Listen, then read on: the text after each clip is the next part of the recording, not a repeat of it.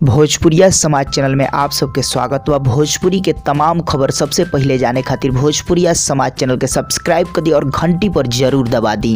भोजपुरिया समाज, जी हाँ भैया, अभी के रिपोर्ट में बहुत ही बढ़िया खबर लेके आई बनी जौन की पावर स्टार पवन सिंह के एक नया भक्ति गाना के बारे में, जौन की 2020 के न्यू भक्ति सॉन्ग हुई। जी हाँ भैया, बहुत ही आप सबके बढ़िया रिपोर्ट दिल बनी, एक तरह से खुशखबरी वाला रिपोर्ट बा, जौन की आप सबको बता the power star Pawan Singh Shri Ram ji के ऊपर एक गाना गैले बने, श्री राम जी पर गाना गैले बने, जौन की आप सबके पता बा राम मंदिर के निर्माण जौन की अयोध्या जी में 5 तारीख से होखे वाला बा। जी हाँ भैया, तो वह राम जी के ऊपर पावर स्टार पवन सिंह एक गाना लेके आ रहा बने, जौन की आप सबके बीच बहुत ही जबरदस्त। जी हाँ भैया, डायरेक्ट आप सबके हम खबर बता रहा बनी, एकदम रियल खबर बटे। आप सब इतने जानी कि गाना के रिकॉर्डिंग कंप्लीट हो गया, पावर स्टार पवन सिंह राम जी के ऊपर गाना गा दिल बने, रिकॉर्डिंग कंप्लीट बा, मिक्सिंग के काम चल रहा बा, बहुत जल्द मिक्सिंग कंप्लीट करके आप सबके बीच ये गाना के फर्स्ट लुक भी रिलीज हो जाए आज या काल में, और गाना भी बहुत जल्द आप सबके बीच रिलीज हो जाए। लेकिन अभी फिलहाल इतने जानी कि ये गाना गैले बने पवन सिंह और ये गाना के लिखले बने विनय बिहारी जी। जी अभी आप सबके पता बा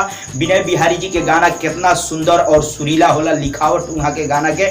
तो जी हाँ भैया, गाना बहुत ही फ्रेश बाटे, जौन की विनय बिहारी जी गाना के लिखले बने, और गाना म्यूजिक दिल बने छोटू रावत जी। आप सबके पता बा छोटू रावत जी के म्यूजिक के बारे में, बहुत ही जबरदस्त म्यूजिक देनी। तो जी हाँ भैया, ओवरऑल गाना बहुत जबरदस्त बा, भक्ति गाना बहुत जल्द आवे वाला बा, बहुत जल्द हम आप सबके ये भी रिपोर्ट बता दें कौना डेट के कितना बजे रिलीज हुई। अभी फिलहाल इतने जानी पवन सिंह के राम जी के गाना आवता, राम जी के ऊपर गाना जौन की रिकॉर्डिंग कंप्लीट कर दिल मैंने, बहुत जल्द आ जाए 2-4 दिन के अंदर में ही। तो भैया आप सबके रिपोर्ट कितना पसंद लागल जरूर बताई, और गाना आ रहा बा कितना खुश बनी और गाना कितना इंतजार बा जरूर कमेंट करके बताई। चलते चलते वीडियो को लाइक करिए और ज्यादा से ज्यादा वीडियो को आप सब शेयर करिए।